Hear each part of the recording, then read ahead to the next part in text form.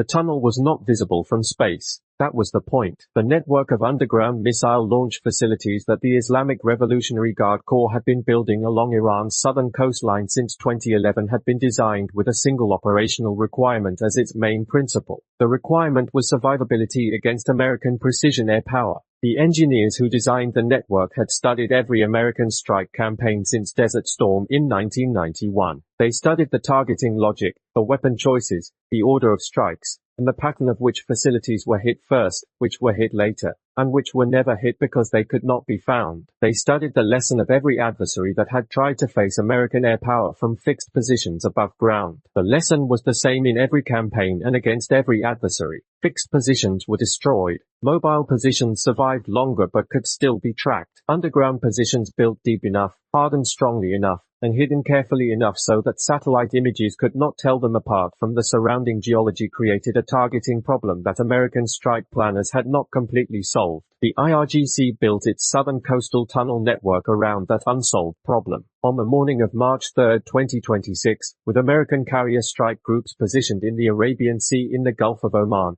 and with the Strait of Hormuz effectively closed by a mine threat whose full extent had not yet been mapped, that unsolved problem was no longer just a planning challenge. It was an operational reality, and the operational reality was that somewhere under the limestone and sandstone of Iran's southern coast, in tunnels that American satellites had been searching for since 2015 and only partially finding, sat the missiles that had been built for exactly this moment. The number that defined the threat was not 3,000. 3,000 was Iran's total ballistic missile inventory. That number had appeared in congressional testimony, in open-source defense analysis, and in classified assessments that American intelligence agencies had been updating every quarter since the collapse of the JCPOA. The number that defined the specific threat to American carrier strike groups in the waters near the Strait of Hormuz was smaller, more exact, and more alarming than the general inventory number. The number was 50. 50 Shahab 3 and Imad and Khorramshahr ballistic missiles, each with a range greater than 1,700 kilometers, each equipped with a maneuvering re-entry vehicle that IRGC missile engineers had been developing since they observed the limits of fixed trajectory re-entry vehicles during the January 2020 strikes on Al-Assad. Maneuvering re-entry vehicles. The phrase appeared in American defense publications mainly in discussions about hypersonic weapons and near-peer adversary capabilities and the multi-billion-dollar programs the Pentagon had started to build defenses against them. It usually appeared in discussions about China and Russia.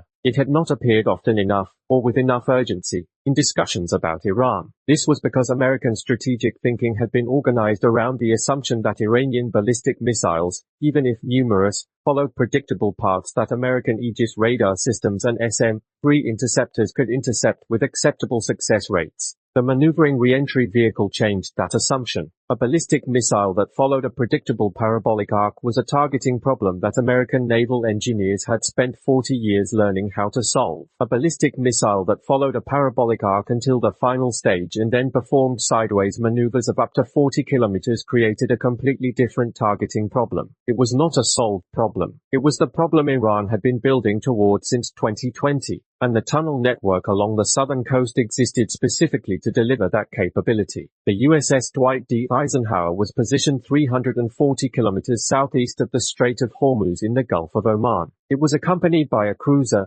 3 destroyers, a fast attack submarine, and a supply ship. The strike group's air defense system had been described by Naval Sea Systems Command in public budget documents as one of the most capable in the American fleet. The Eisenhower's escort ships carried a combined total of 47 SM-3 Block IA interceptors. These were the most advanced ship-launched ballistic missile interceptors in the American inventory, with demonstrated success against medium-range ballistic missiles in controlled test conditions. Controlled test conditions. That phrase mattered on March 3, 2026. The test conditions under which the SM-3 Block IA showed its intercept capability did not include simultaneous saturation attacks from multiple directions. They did not include maneuvering re-entry vehicles performing terminal phase sideways movements. They also did not include the electronic warfare environment that Iranian forces had demonstrated they could create during the February 23 strikes. 47 interceptors against a saturation attack from tunnels whose locations were only approximately known.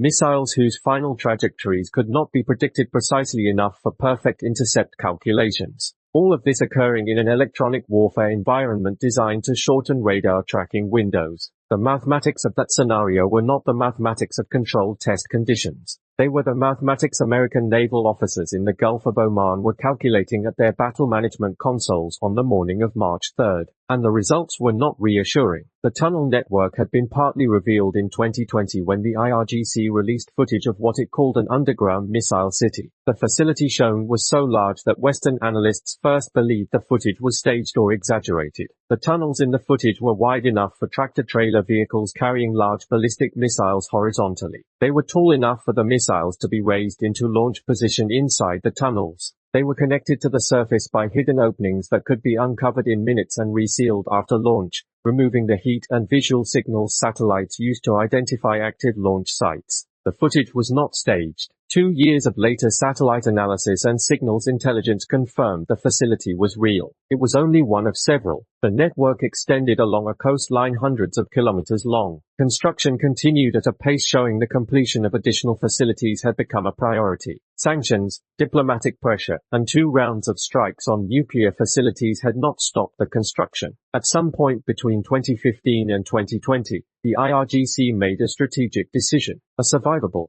hidden coastal missile capability aimed directly at American naval ships was worth the construction cost and the escalation risk of revealing it. The reveal was calculated. The capability was real, and on the morning of March 3, 2026, the question was not whether the capability existed. The question was whether the 47 SM-3 interceptors across the Eisenhower Strike Group were enough to defeat it.